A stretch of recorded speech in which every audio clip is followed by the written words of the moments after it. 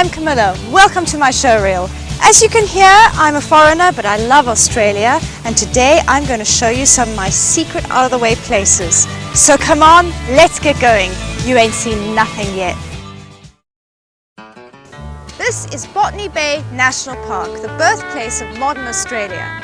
What that means is that the first British settler, James Cook, landed here on the historic day of the 29th of April, 1770. Yup, just a couple of meters up from where I'm standing is where his ship first docked. Now, what most people don't know is that the British beat the French by only 2 weeks. Can you imagine if Australia had been a French-speaking rather than an English-speaking colony? Certainly would have changed things. Welcome to Happy Hour, the little program where we're going to show you how to make some really great cocktails with their complimentary snacks. Let's get started. I've got some brilliant friends here with me, Mel and Manny. They're going to help me out, and we're going to be making mango stuff because it's summer and mangoes are in season. Manuel's going to be helping us out with a huge cocktail later in a tick, but first up is Mel. What's on the menu? Mango salsa. We're going green on Creature Corner today, guys. Leanne's going to be showing us her frogs, and she's got quite a lot of them. They're beautiful creatures. Don't forget, Pet of the Week's coming up, but let's get going with Leanne and her frogs. To men. Men. So he broke up with you by text message.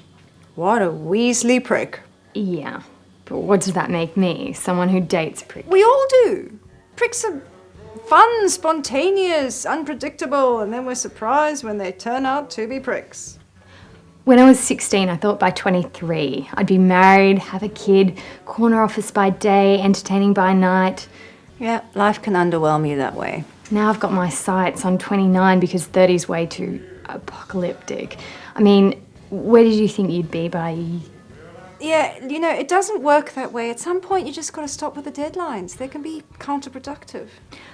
I don't want to sound too anti-feminist. Oh, please, anti-feminize me.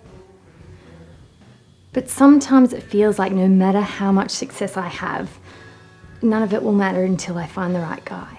You really thought this guy was the one? I could have made it work. He fit the bill. The bill? My type.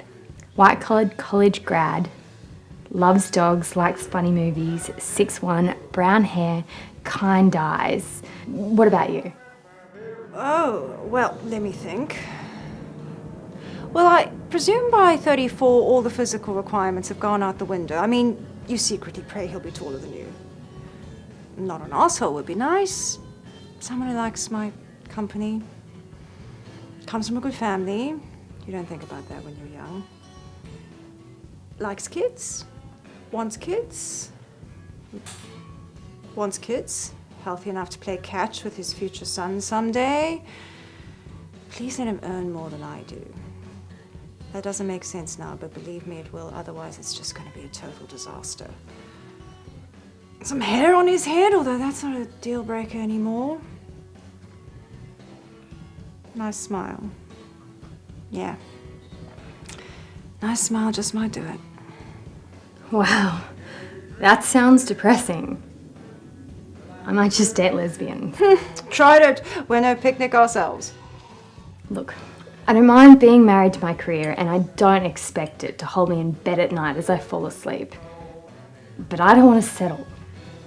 Look, right now you feel like settling is some sort of failure. By definition, it is. When someone's right for you, it won't feel like settling. And then the only person to judge you will be the 19-year-old girl with a target on your back.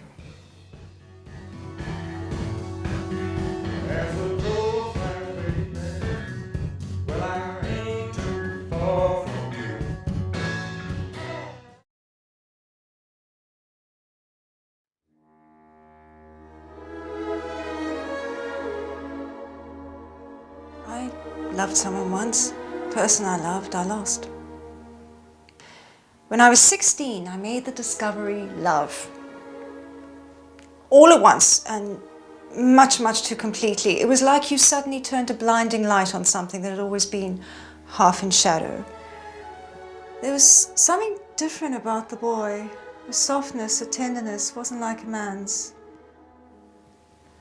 But I didn't know anything.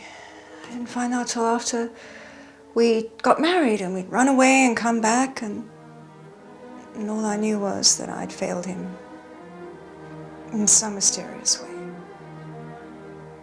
And then I found out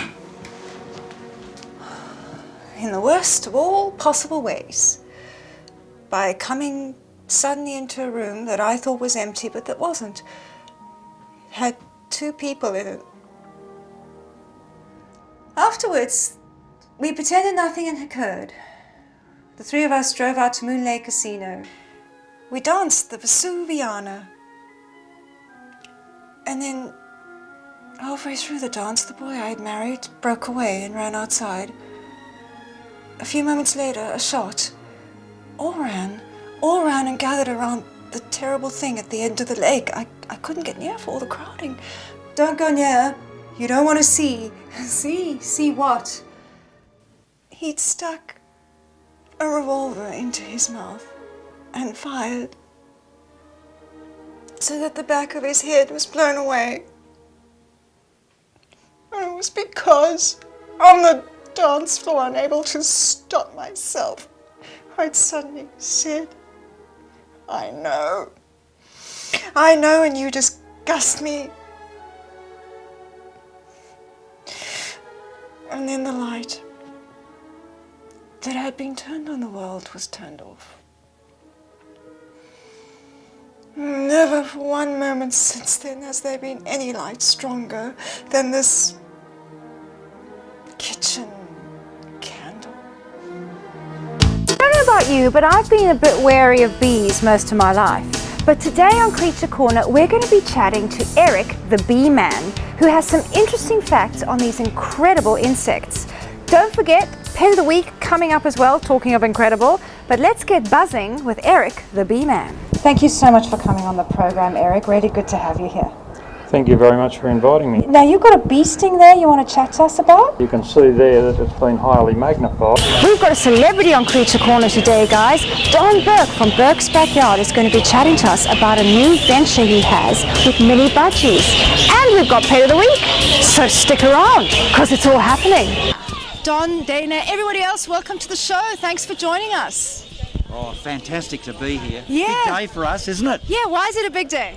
Well, I've been crying. Okay. I've been crying a lot because we're celebrating the first club in Australia for miniature budgie. This is our star of the show, Joshy.